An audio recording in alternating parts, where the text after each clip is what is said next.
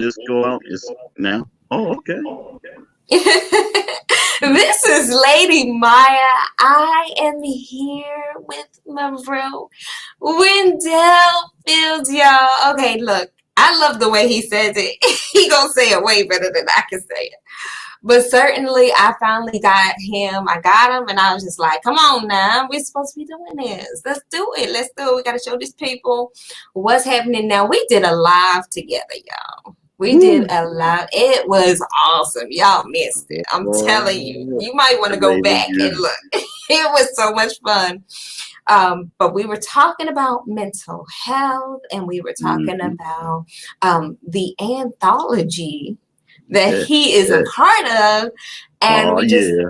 I mean, you can't get no better than this. You gotta hear this, brother. Here. Thank you so much for your energies, Wendell. Please say Woo. hello to my Mayan tribe.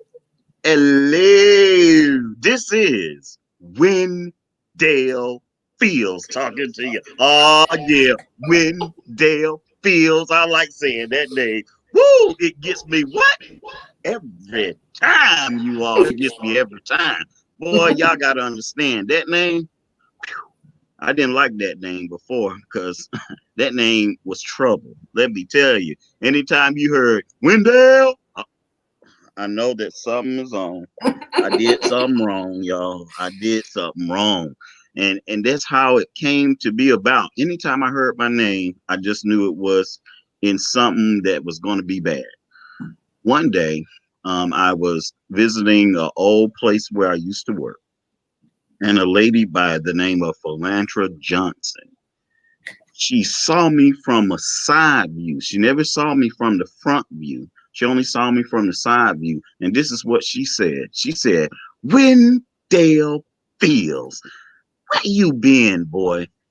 And that was one of the first times I've heard my name said in a positive light that it lit me up. And so every time I introduce myself on events like this, I have to say, Wendell Fields talking to you. Oh yeah, I like that name. Woo, it gets me every woo. Let me tell you, let me tell you. Yeah. But y'all, I like to have fun. I like to talk and use my hands and be all animated and got all this energy because at one point in time, you all, I was so out of it, so depressed. I just remember I would go to work, come home, get into bed, wake up, do what I needed to do as far as hygiene and grooming, and go to work, come back, go to bed. Wasn't eating good, and if I did eat, I was eating the wrong foods. It was bad. Gained weight like I don't know what, swole up, and it was just a really hard time. So, who is Wendell Fields? Wendell Fields is one of a kind. He's a one of one. And in being a one of one, there's nobody like Wendell Fields. He has 27 years. Well, really over 27 years of being in the mental health field. And in that, I have worked in day treatment programs. I have done uh, like the ACT team. I have done intensive case management. I have done community support individual. I've done many things in the mental health field to try to help others. And then I've also have 14 years of working in the mobile crisis response team. So that means that I go out and I try to assist and aid people that might have a mental health issue, a substance abuse issues, or developmental disability issue. And usually they might be having some crisis that's going on, and I'm there to assist with a clinician. And we try to problem solve. We try to see if the person is able to go back into the community safely, be at home, or sometimes they might have to go to the hospital because they're trying to hurt themselves or hurt other people. So in that, now I've been in, like I said, over 27 years and over 14 years with the other company that I work for. And in this, you all, I was helping everybody else except myself. If anything, I would want people to know that, hey, we need to sort of like write your story again. Okay. When it comes down to your mental health, ladies and gentlemen, it's the most important thing that you could get connected to. I'm going to tell you the reason why. How about this? How about if you were born 2 pounds and 10 ounces? That means that I could fit in a baseball cap from head all the way to toe. And this is true. Okay. In this, my mom at that time was very ill. In fact, have you ever heard of fetal poisoning? Have you ever heard of that, Lady Myya? Okay. Yes. Here it is, ladies and gentlemen. I was giving my mom fetal poisoning. So Right. that means that the medical term is eclampsia, not the clamps, but eclampsia. Okay. Okay. And in that, you have high blood pressure. In that, your vision is blurred. In that, you're incontinent. You're using the restroom on yourself. In that, you're having strokes. In that, you're having seizures. Okay. And it was so bad that the doctor had to go to my grandmother and ask my grandmother, who do you want to live? Do you want your daughter to live or do you want your grandbaby to live? Now, my grandmother was a woman of faith and she was married to a preacher. And in that, I don't know what happened or how it came to be, but the doctor went to my grandmother. He didn't go to my grandfather, he went to my grandmother. And in this is what my grandmother said. She said, both shall live. And I was like, when I heard the story, I was like, oh man, you remember in the color purple and said, until you do me right. She had Right that around like, me, everything you ever think about is gonna fail. Oh goodness. well, the thing was that was very powerful because once again, the doctor went to my grandmother. He didn't go to my grandfather. And she said, Mm, both of them shall live. And in this, you all, here it is. My mom was trying to birth me out. I don't know if my mom fell out, knocked out, or whatever the case was, you all, but my mom couldn't get me through the birth canal. mm. Whatever it wasn't happening. Okay. 2 pounds, 10 ounces now. That it, you That's know, small. that's Very small. small. But yet I couldn't go through the birth canal. It ended up that they pushed me back into my mom's womb and had to do a C-section. And here it Mm, is. I came on out 2 pounds, 10 ounces. mm. And guess what? I was a full term baby Oh that was wow. 2 pounds, 10 ounces. And here it is. I had to go into an incubator Right. and sit there and be there until my weight got up and everything. But guess what, you all? The thing about it was that I developed pneumonia and my Oh, lungs didn't fully get together. I developed a murmur. It was it was horrific, you all. wow. And so here I am struggling, trying to stay alive and everything. And the significance of this whole story is one, my grandmother was the one that gave me a voice. If she wouldn't have said to the doctor, both shall live, and that's what I want you to do, I would have never ever had a voice. But this Mm, second thing that is amazing about this story. The mm, person that birthed me, the doctor, his name is Henry Foster. He was the doctor that was over there at Tuskegee. And that's where I'm born at. So Tuskegee, yeah, boy, Tuskegee. Yeah, boy. Yeah. But anyway, I get so excited. Let me come back. Let me come back. All right. And so in that, you all, this is the gentleman that was elected or nominated to be Surgeon General of the United States of America under Clinton. And mm, this is the thing about it. He didn't get the nomination because he aborted too many babies. How about that? And here it is, because of my grandmother giving me that voice, he didn't abort me. Now, now this the other funny part about it. His middle name is Wendell.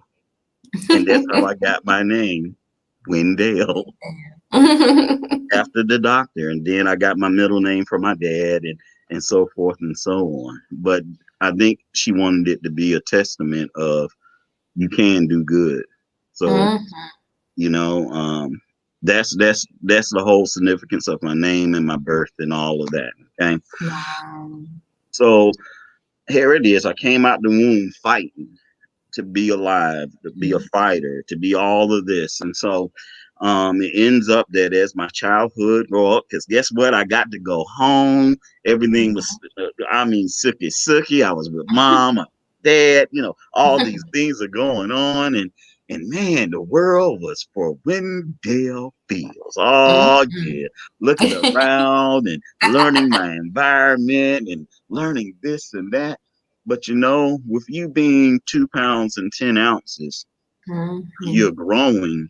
Uh, well, let's say that I wasn't the stocky built guy that I am right now, boy. I tell you, Hulkamania right here with the spots going on right there, buddy. I tell you, got no boy. I tell you, Well, and so I was small frame for a long, very, very long time. I think I weighed 55 pounds for the longest, and then I got to 100 pounds maybe when I started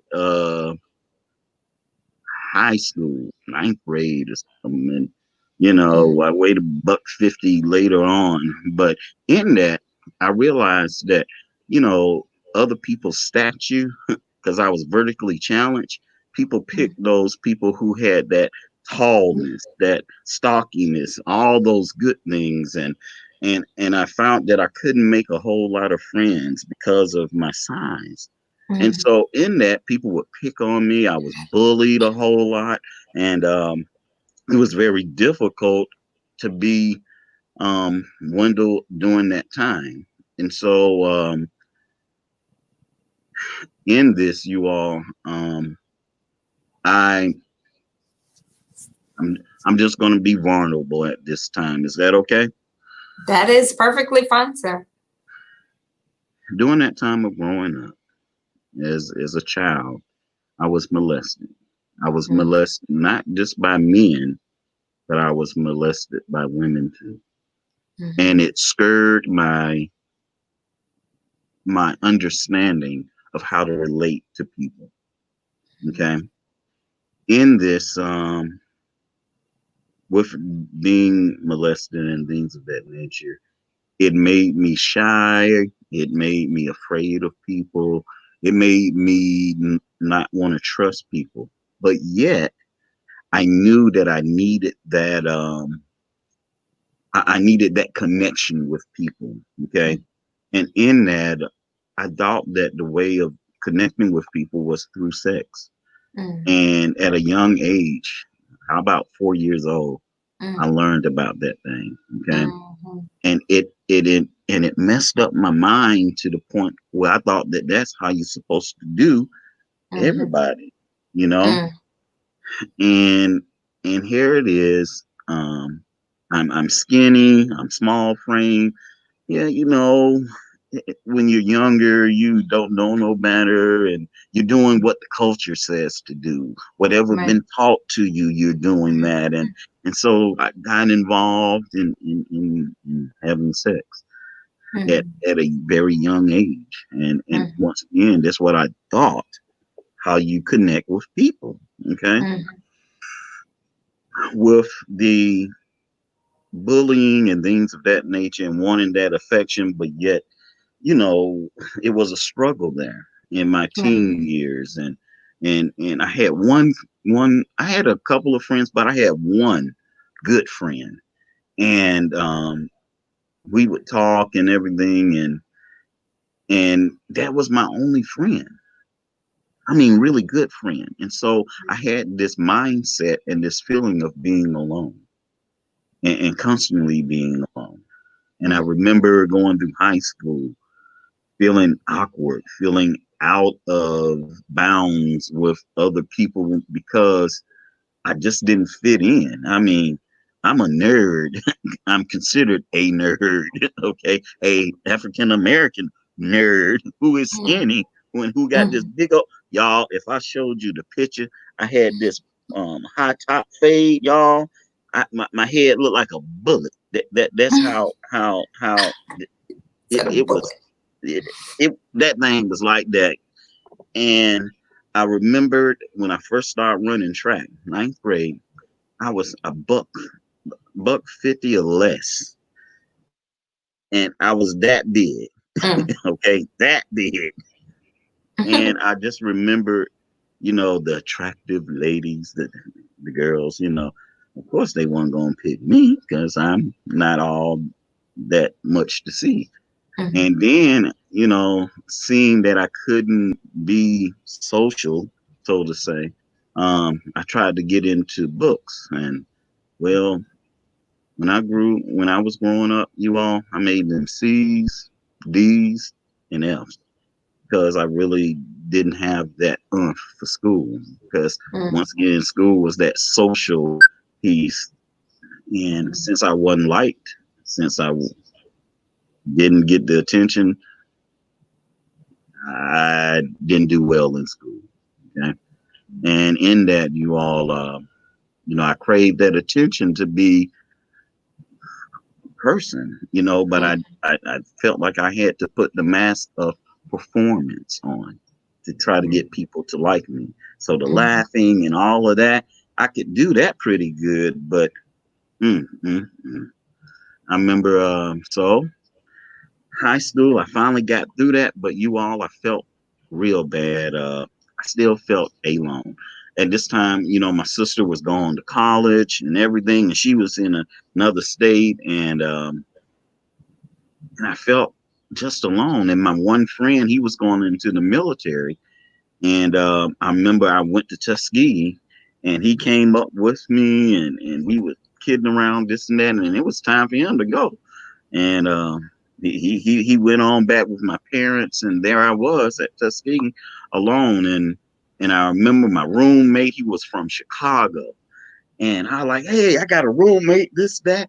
But see, that roommate, he liked to drink and smoke weed, and mm, I, I wasn't doing that, you see. And it ends up, you all, that he leaves. He leaves the school and everything, and I have a room to myself, and I'm alone. mm, I was just like, hmm. So here it is. I'm in college, and I gotta say this Tuskegee boy, y'all can party like nobody can party, boy. mm, Woo! But you all, I tried to, I tried to fit in the culture. And here mm. it is. Since that culture was about partying for me, it Right. was about partying, and they smoked weed. They at that time crack was coming around, and crack Mm, pipes, and all this stuff. You all, I had to make a decision on what I mm, was going to do with my life, right. and I chose not to drink or do drugs, and it made it hard because other people did it. And so my second year at Tuskegee, I had another roommate, and guess what? That roommate left, and here it is. I'm again by myself. Mm, I'm you all, that feeling of being by yourself. Y'all just don't know.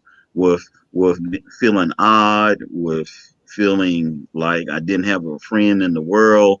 All these things were going on, and it influenced my thinking so much that I was afraid and just hiding mm, myself from any and everybody. But yet I right. could be social, but I was all in my head, all in my head. Okay. Mm, Ends up that because I wanted to fit in now, and at that time partying and all that was in the books, I actually got on probation at Tuskegee. And I ended up leaving Tuskegee. And there they want you to pledge. So I was thinking about being a Kappa, being that new. Oh boy, y'all, I feel that thing. Where my cane at? Where my I, I was gonna pledge Kappa Psi, and but then that didn't happen because something happened, and they had to go. They did something underground, and I couldn't do it. And so then I was going to be a mason, and I went, and my grades, you all, was suffering. That's how I got on the good old probation, you all, and because I was trying to do and fit in. I Right. was there to get an education, but that didn't come across my mind because I was so involved in trying to look cool, be cool, get my friends, this and that. But focus on your schooling. Mm. All of that will come later on, Yes. but you got to set yourself up for success. I ended Yes. up getting on academic probation, and I decided to change up. All right. I decided to go to another college. And Mm-hmm. guess where I went to? I went to a place in Tulsa, Oklahoma. Can you Mm. say Tulsa? And the place was called Oral Roberts University. Oh my goodness. It Mm. switched from party hardy all the time to Mm. religious conscience, everything now. Wow. Everything in Transferred over, between. transferred over there, and guess what, girl? Them grades came up, girl. I'm Woo! This, gonna this say. brother man, this brother man ended up getting the A's, the B, Hey, he's up in the camp. Oh yeah, this man is on fire. Yeah, that's what Yes. that was those 2 years, right? And it ends up that I get in a operation for a hernia that has gone into my appendix. My appendix had gone into the hernia sac, and I bent over and I couldn't stand up for nothing. I was in so much pain, and I Mm. had to get an operation. And Mm-hmm. in that, my grades suffered, and I ended up having to be escorted home because Mm. I couldn't make the grades any longer Okay. because I really had a bad thing going on with that operation. And so I get Mm-hmm. home and I'm just down and out because I feel like I failed my parents. I failed people that know me and everything. And I remember back in high school, this teacher who really got me to start doing well in school because I had plagiarized a book and turned it in as, and she like, say this word. And I was like, she like, and she said this to me. She said, what's wrong with you? You a Mm. smart young man. Why are you Mm-hmm. doing something like this? You don't have Mm-hmm. to do this. That was one of the first time my teachers ever, gave me someone that talk that says you can do better. Right. And I did start doing better. And I Mm-hmm. graduated from high school and went to college. But me trying to fit in, it cost me something. Right. All right. With all of this, ladies and gentlemen, I ended up coming home and getting a job with the state of Georgia. Okay. And with that, that's the job that I've been a part of for over 27 years. And so in this, I did go back to school and I did get my degree in psychology. Okay. And in this, I felt good, but yet, I still felt alone. And in this, I remember coming home and I got involved in church. Okay. And I mean, I was good. When I say I was good with working with children. And Mm-hmm. at the church that I attended, I became the head youth pastor there Mm-hmm. and was working and everything. But you all, I still felt empty. Mm. Um, in all of this, I decided to get married. And at 23, yeah, at 23, I got married. All right. Mm. and it was the high school sweetheart. Oh yeah, and yeah, well, because of my immaturity, because of my not growing up mentally and emotionally, it caused issues and problems in the marriage. Mm, Now, I can only speak for me. I can't speak for her, but I know my messed up thinking and behaviors and action, it messed up the marriage. And right. I can take ownership of that. Mm-hmm. So in all of this, you all, was married for 13 years and got a divorce after that. My son was born before then, and at, I think he was 3 at that time, and I I called the divorce.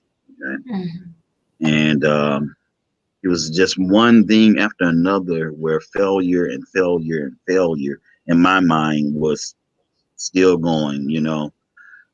There it is. In 2008, um, I was on what was called an arrears. And arrears is when you owe child support for Of a course, year. yeah. And it was a lie. And I Mm, had to prove my innocence with that. And at that time, with me not doing well, not feeling good about myself, I ended up trying to take my life by trying to get hit by a moving train as I was driving. And this is the amazing thing. Here it is. I was an ordained and licensed minister, and all these things were great and wonderful, but still in my heart, I wasn't whole. I had a hole in my heart, and mm, even God, even though I knew God was there, I felt like I wasn't worthy of His care and His love. And with mm, this marriage and everything, I felt like I was a failure. In school and everything, I felt like I was a failure. mm, With being born, I felt that I was a failure. What am I good for? At one point, I just thought I was good for sex, oral mm, sex, and or you know, mm. and that's what I thought my life was about. Wow. It ends up, ladies and gentlemen, when I tried to take my life at that time, I can tell you that two words came from my higher power, and it was your son. That was it. Your Mm-hmm. son. And I say, my son, well, this is who I'm doing this for because he can get the insurance money because I think I'm good for that. I'm good for Good something. hope. And I got up there and as I kept on driving and I was getting ready to get hit by the train and the arm of the rail had came down. And again the voice said, your son. Mm-hmm. I remember closing my eyes and I hit right there and the car spun and I remember crash, boom, hit. Well, it's a little ravine that goes up and then you come down and it's a tree right here and it's a telephone pole right here. And somehow, although the car hit the telephone pole and then the car, I was still alive. Mm, I got up there and I cried for about an hour. It had to be an hour. mm-hmm. And I said, I need some help. Well, this is where it gets interesting now. You have to make the decision whether you're going to get the help or not, ladies and Right. gentlemen. It And due really to, is. and due to my mom, well, what you all don't know is that my mom was diagnosed with bipolar disorder, and in that, I saw how my mom, who is fabulous, you all. My mom was the first African American nurse practitioner at the VA hospital in here Mm, in Georgia. But she worked in Alabama and then she transferred to Georgia. And in that, she told me that she said, don't allow your mental health stuff to define who you are. Now, she Mm-hmm. just didn't say it, she lived it. But near the end of my mom's career, she stopped taking the medications and things started to happen. And I was so afraid to go get help because I saw how my mom went downhill. Mm-hmm. This, you all, I was afraid of medications.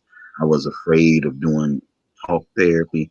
I didn't want people to know that I had an issue because of the stigma that's out there that is involved with people who are having mental health issues, and how they only talk about the bizarre things that a person does, and and how that they, try to hurt this person or they try to hurt themselves. And I didn't want to be characterized as someone who was crazy. Let's just Right. be real about it. I didn't want to Mm-hmm. be considered crazy. I didn't want to be considered one of those folks. Here it is, you all. Now this this is in 2008, and I had been working in the field for since 1993 now. And Mm-hmm. here it is. I had been suffering with depression for a while now. And I didn't want to be socialized with people because of the stigma that was out there. My friend named Jeff Earl, he goes to Kennesaw State University, and he talks about this, how the outside world stigmatizes people with mental health issues, and Mm-hmm. how that with that you have the outside forces that's getting into your head, but then you got your own self getting into your head because you self stigmatize too. And so you got Mm-hmm. the outside world, you got your stuff you dealing with. And I had seen how my coworkers had treated people with mental health. It was like, why would I want to go to you all and talk to you all when you Exactly. all are doing this and saying this? And I can't share this secret with, because Right. if And I do, yeah, because if I but do, at the same time, like with people at work, they're not necessarily trained, corrected, or anything to that matter when it comes to it, because the people that are, over them, they don't know what to do either. Nobody knows mm, what to do. Nobody knows how to, the only thing you can do is ask, but mm, everybody's fearful of everything at this point, because it's just like, oh, well, I don't want to ask because then it's going to look like, that I either have it or I don't have it, or I'm just going to be, okay with it. And I'm like, first off, that's a person, regardless of what you say, who and what you say. Everybody has grown up in one way or the another. Good, bad, indifferent, in the middle. Doesn't matter. Everybody's had different experiences and takes things differently. You don't learn like most people. Most people are, I got to be hands on. mm-hmm. You just let me get my hands on it. I got it. But some people, they need to read the instructions. Okay, well, this says all I have to do is put A into B and then cover it with C. Okay, not And everybody's gonna do that. and then you got And visual learners too. yes, even better. And it's just like, okay, I saw that you did that. Now I can do it. I think now, and I'm only hoping and praying that the next administration will find a way to, fund these places that give people, something to hold on to, some kind of hope. The change, y'all gotta change the narrative. The narrative sucks. Okay? Like, it hasn't worked all this time. Can we do something different for a change? So it's just like, oh, it bugs me so much because of the fact that, because I had a girlfriend. She was a little Mm, cuckoo for Cocoa Puffs. And mm, but we loved the fact that she was. because she got away with murder. Like, it was like, oh my God, you know what she did, right? Yep, she did, blah, blah, blah.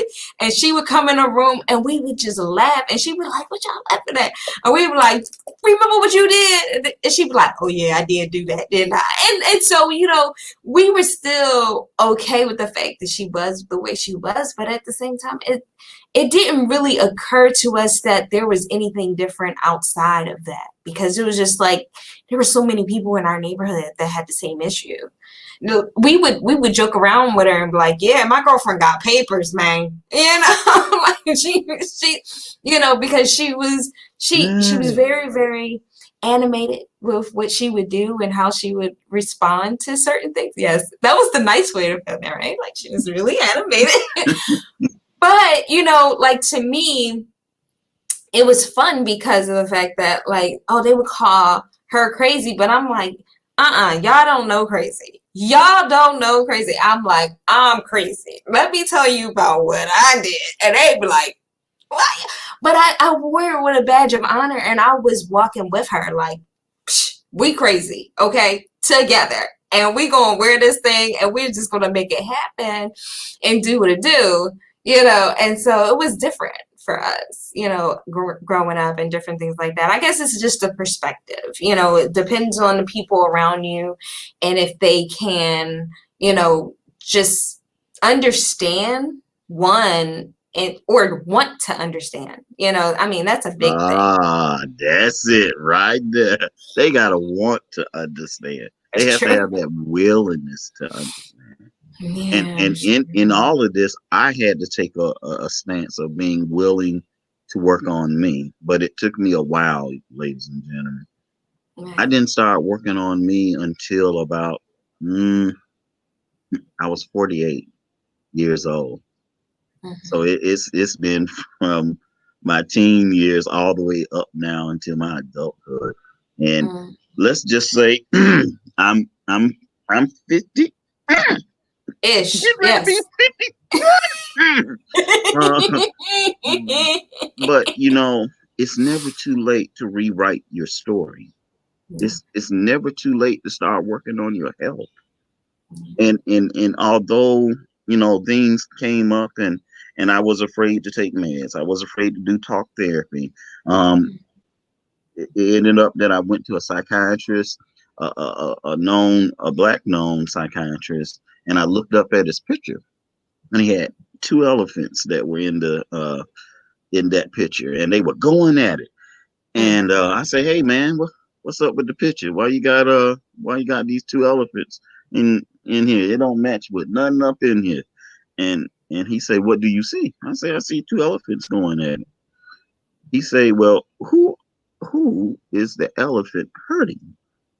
I say, well, it's hurting the other elephant. I say, well, he said, well, who are they hurting? I like themselves. And he's like, he's like, do you not see that the grass is getting hurt? The ants are getting hurt. Those things that depend on the ants and the grass, they gonna get hurt. Mm-hmm. And it was like, well, what you trying to say? And at that point, I didn't want to hear what he had to say. But it made me think. You got two things going at it, and they hidden, and they knocking, and they hidden. I got one will to seek help. The other will doesn't want to seek help. It wants to stay where it is. And it's this boom, boom. And guess what? It's affecting everyone and everybody around me, Mm-hmm. directly and indirectly. It's Yeah. hurting my son. It's hurting Mm-hmm. my mom and dad. It's hurting my sister. It's hurting all these other relationships. It's hurting how I work and everything because I'm too scared to go get help. And when I decided to get help and see this guy, he put me on a medication, you all, and it made me feel loopy. And when I say Mm-hmm. loopy, Mm-hmm. loopy to the point where I was so scared. I Yeah. remember I said, I ain't taking this It no was more.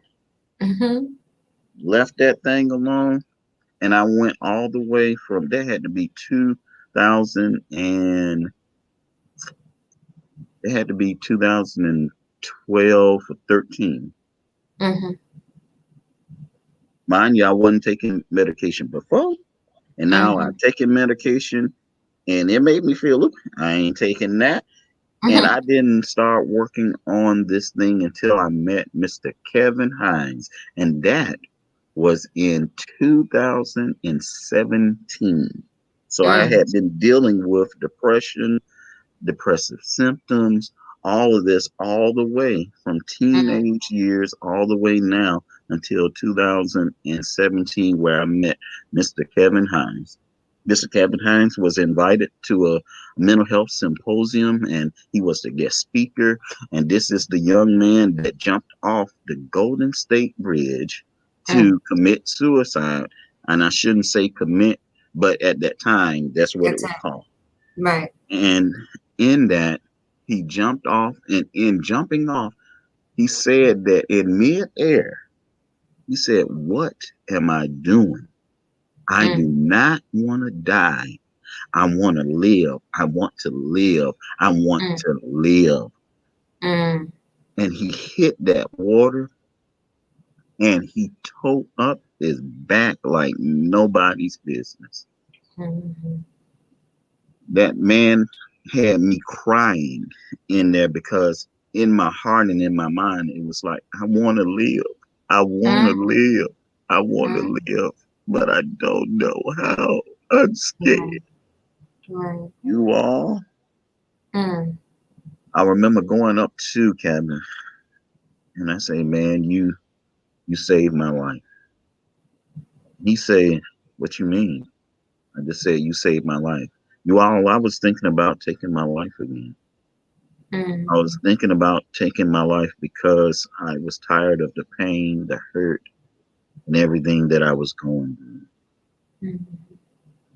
I ended up crying that day, and he say, "Hey, let me get your name and your number and all of this." I say, "Sure, yeah, no problem." And it ended up that I sort of faded into the crowd and let him, continue to talk and greet other people. And I left Mm. there.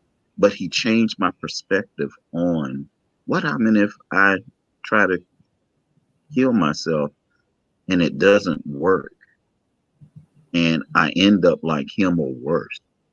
What Mm. am I going to do? Mhm. It changed my perspective. I said, I really do need, excuse me, to work on getting well. I ended up not doing anything again because of the stigma, you all, the fear of getting help. Mhm. Lo and behold, Mr. Kevin Hines came to where I worked at, and this is at the mobile crisis team. And he was showing others what was available to them as far as resources to help them not commit suicide.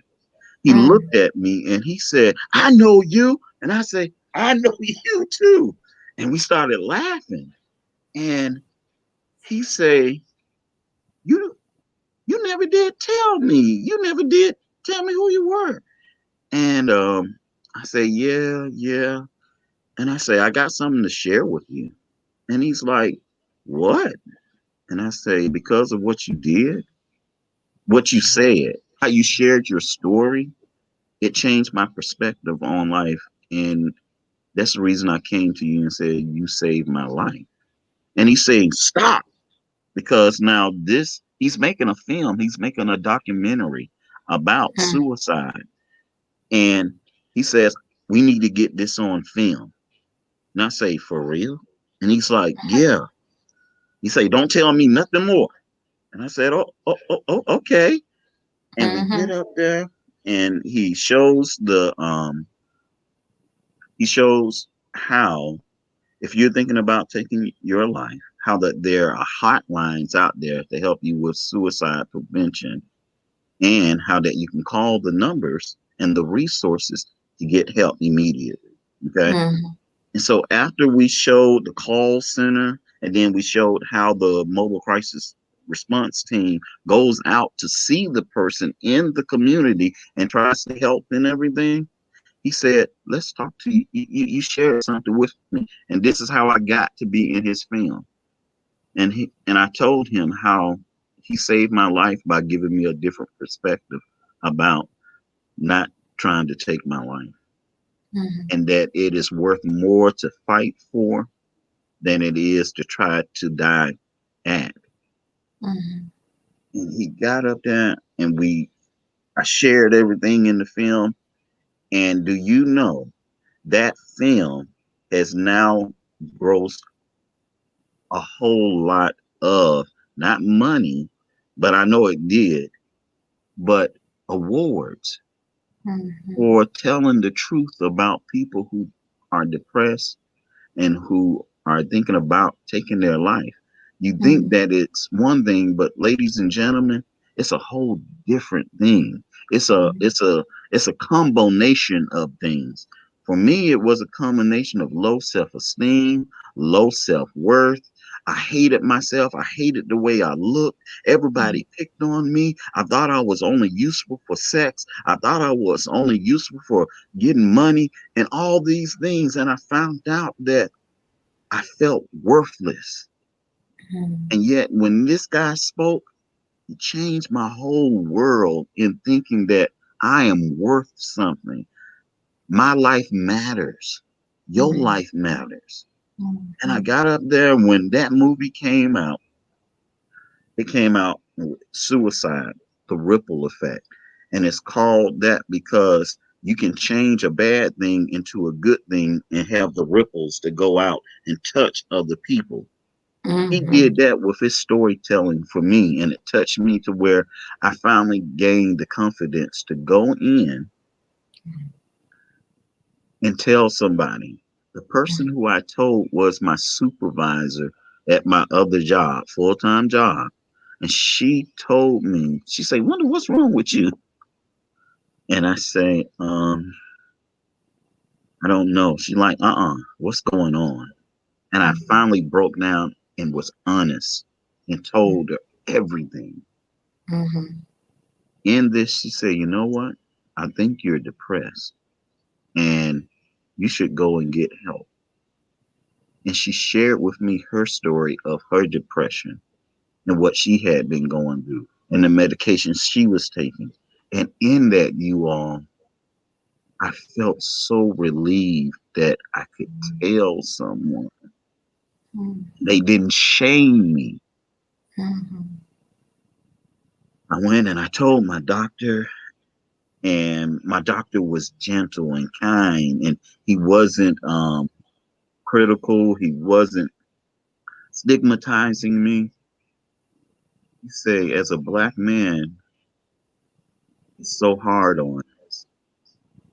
We have to deal with racism. We have to deal with unfair wages. We have to deal with all these negative things. And he got up there and he was the most understanding. He is a black man too. And he got me on this medication. Guess what? The medication didn't have side effects like the other one did. And Mhm. my countenance went up. My umph came back. But yet all due to previous things that occurred, I was afraid still. Mhm. I decided to start doing talk therapy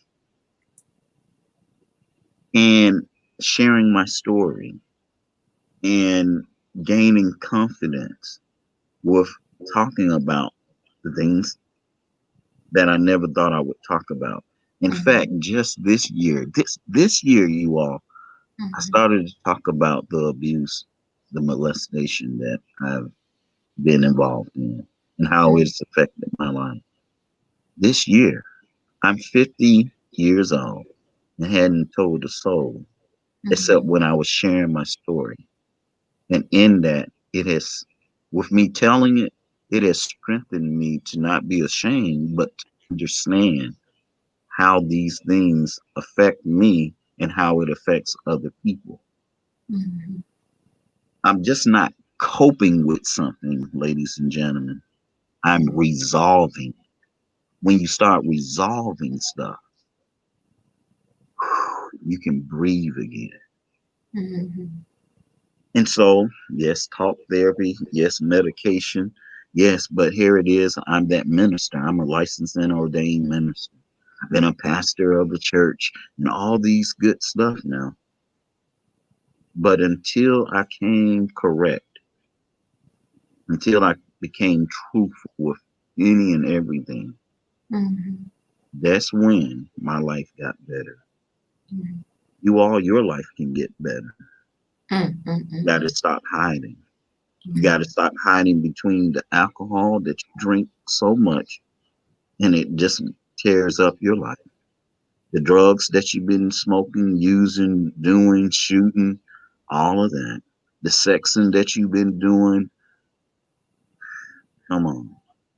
Not Mm-hmm. only that, but you've been working those 48, 72 hour long because you don't want to deal with the hurt, the pain, the misery, True. or doing that community activism that you love doing so much. Or maybe you even working in ministry, ladies and gentlemen, cover up the pain. When are you going to resolve the issue? When are Mm-hmm. you going to go in and start working on you instead of Mm-hmm. working on everybody else? Mm. It Yes. says, the Bible gets up there and it says, love yourself.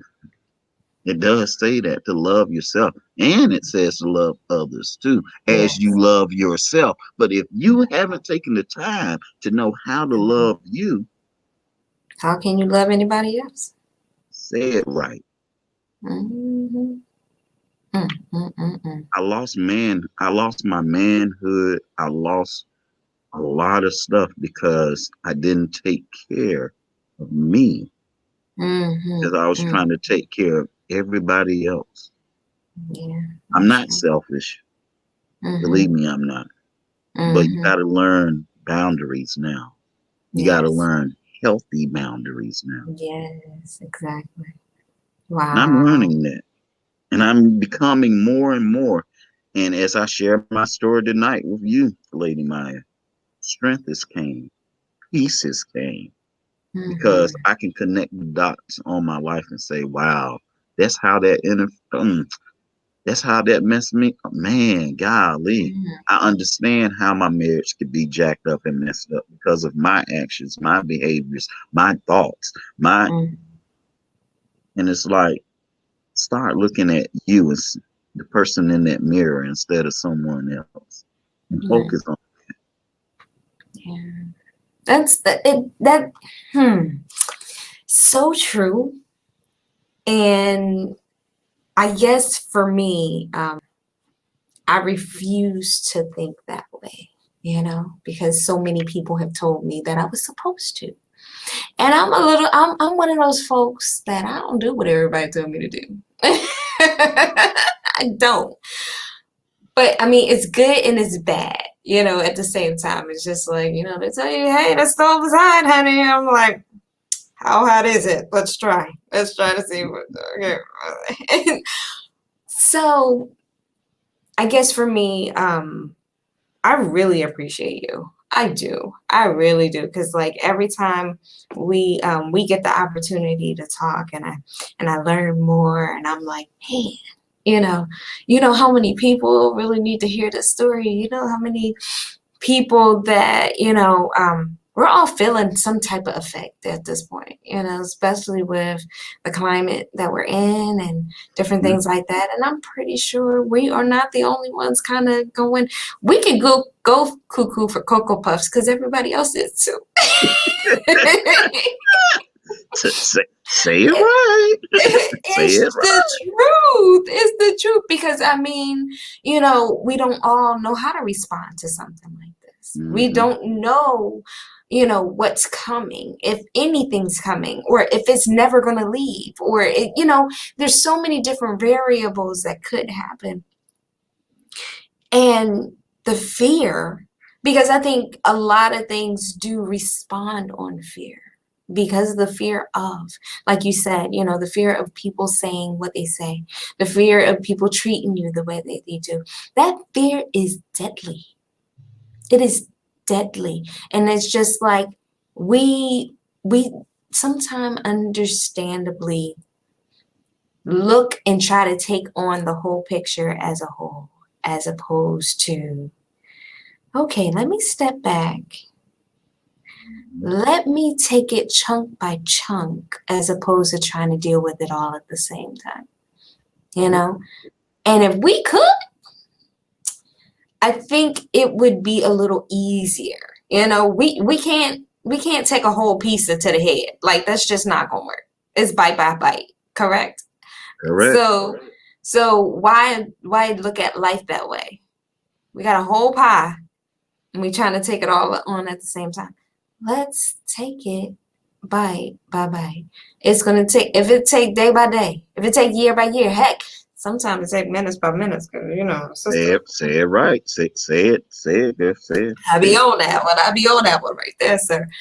But you know, at the same time, you gotta find some type of joy. You gotta find something good that's happening in your life because that is so important because you know you don't want to overlook what could actually give you joy. Don't Yeah. overlook those things because those things you don't ever want to take for granted because when they're gone, you're going to be even sadder and they're not there anymore. So I love your stories. Your stories are absolutely amazing. That's all I just want to be like, man, I just need to just kind of be like, okay, I need a whole rap sheet of everything that happened. Just so that, you know, like I want to dig in and I want to dig in. But at the same time, I appreciate you. I really do. And I know, you know, this probably was not easy for you by no means. Not that I'll ever say, oh, he's got it. He's got it. No, I won't say that because, you know, when you're being vulnerable, nothing's easy and it's very uncomfortable, you know. Yes. Yes. But let me say this though. If Hmm. I kept quiet, if my grandmother wouldn't have given me a voice, Hmm. I think it's she's in heaven saying now, boy, use your voice. Hmm. Use your voice and talk. Stop being quiet. Stop being scared of what you think other people will think of you. How Yeah. do you not know that you saving somebody's life right now with Hmm. your story? Yeah. So that's the reason I said, in this, hey, let's let's rewrite the story Yeah. because I found out that with me opening up my mouth, my mom Hmm. was able to open up her mouth and talk about her experience with trying to take her life. My sister Mm. was able to open up her mouth to talk about her trying to take her life. My Mhm. son, although he doesn't remember it, but when he Mhm. was about 9, he thought about taking his life. But he Mm. said, with seeing me alive and doing what I'm doing, it has helped him to. He recently said, "Why would I want to do that? Why would I want to take my life away?" Mhm. I- You're breaking generational Exactly. curses, or Mhm. you're breaking generational cycles. Mhm. Let's break cycles. Let's Yeah. get healthy. I'm Yeah. talking to the men. Ladies, y'all got Mhm. y'all stuff together. Y'all always No, no, talking. don't No, do no, that. no, Don't do no, that. no, Don't, no, no, don't no, do no, no, no, no. that. Don't Y'all do be that. talking Don't to do one that. another and We y'all be look. We all just wear it a crying. little bit better. Don't do Not be coming out your nose and but man, that. man, we It's gotta not even all of us. You would think, right? Like, okay, we got it going on, we got this and that. But you know, the ones that laugh the loudest usually cry the quietest. mm, well, all I can tell you is this: that man, we gotta get our stuff together because we talking about longevity now. Right. We're talking about giving something to the next generation that's going to True. need the resilience that we are building up. Yeah, I'm Mm, black. Yes, I'm an African American male. And yes, mm. I love women. But, you know, that can't be the end all be all. For Yeah. me, my faith has to come in. I'm a Yeah. Christian. And Mm, in that, it's a bad thing when your symptoms are going off and you can't even enjoy service. You can't even enjoy a place of worship because you don't have your symptoms together or managed. When I get my stuff managed, when my symptoms are managed, I can go into a place of worship and enjoy myself to get that meaning, to get that purpose, and to fellowship with Yeah. people. Mm-hmm. If I Mm-hmm. Yes, the church can't do what the mental health center can do, and the mental health center cannot do what the church can do. But Mm. yet, we There merge it is. them things. Mm. If it's like the Good Samaritan, he only had what he had, and he took that man to the end, and he partnered with the person at the end. How about if Mm-hmm. we get together and partner with the mental health center? The mental health center partnered with the churches partnered with the other organizations, and we help one another. That's what Mm-hmm. it's about. Lady Mm-hmm. Myya, you bringing it hot and fast and hard Let's do it. Let's because do it. We're gonna get everybody. Everybody because get it. you've given me a platform to talk about this thing. Yeah, And I yeah. want to just encourage everyone that's out there, and you might Mm-hmm. have a mental health situation going on. Please get the help. Please stop being afraid. Please Mm-hmm. stop doing the drug and the sexing and all of that, because all you're doing is piling stuff on. You need Mm-hmm. to get that resolved. Yeah. I'm going to advocate for medication because I know it works Mm-hmm. for me. Right. I'm going to advocate that you do talk there because it works for me. Mm-hmm. I'm going to advocate for all these things. I know it's different strokes for different folks, but Mm-hmm. please, ma'am, please, sir, work on you. Yes, yes. See, I appreciate you, sir. Thank you for your energies, Mr. Wendell Fields, y'all. Oh, He yeah, that's what I'm he talking said it. about. Say that He name one more said it. again. Say He that said again. it. Say that With name one that more again. Wendell Fields. Woo! Hey, Gotta love him. can I So, tell sir, can I tell him? Can I tell him how to get in contact with the brother yes, man? please, Hey, please hey, hey, do. hey, hey, hey. You can get in contact with the brother man by Wendell, Wendell underscore Fields at yahoo.com. Now, I talked about the book, but I didn't talk about the book. The book is called, can you believe this, you all?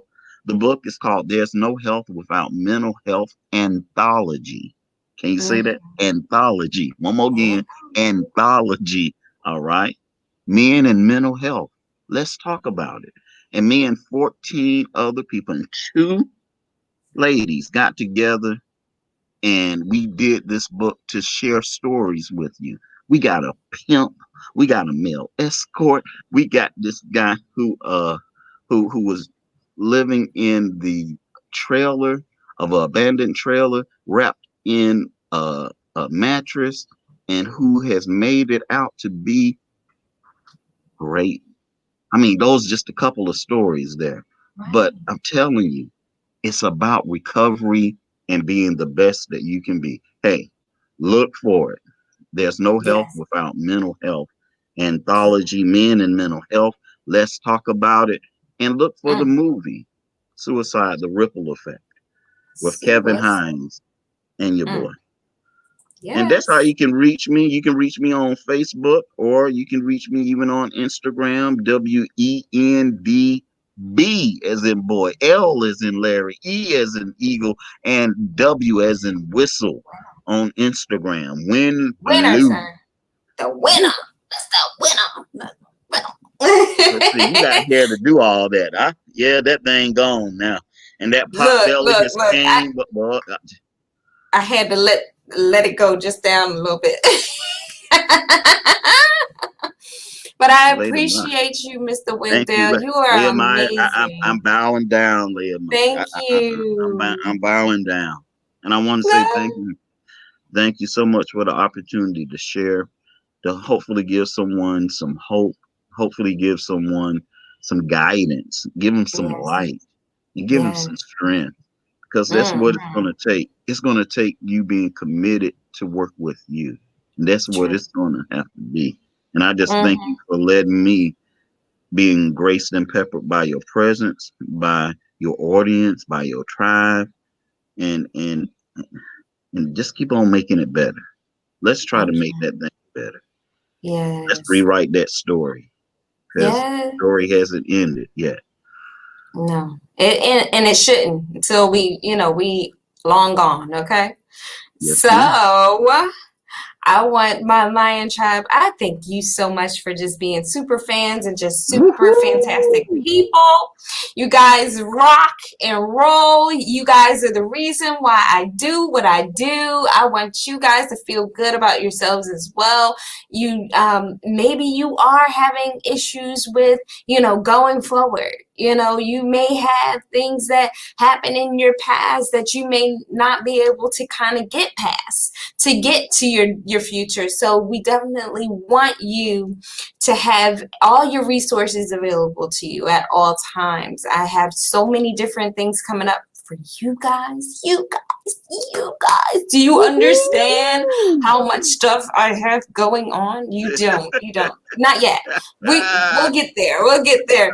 But if you want to be on the Lady Myya Show, please hit me up. I'm at one Lady Myya at gmail.com, and that is Myya because you know why your girl is special. Yeah. Yes, we are having fun, and we'll take names later. Love you guys so much. Thank you for your Woo! energies, and we will talk to you guys later. Woo!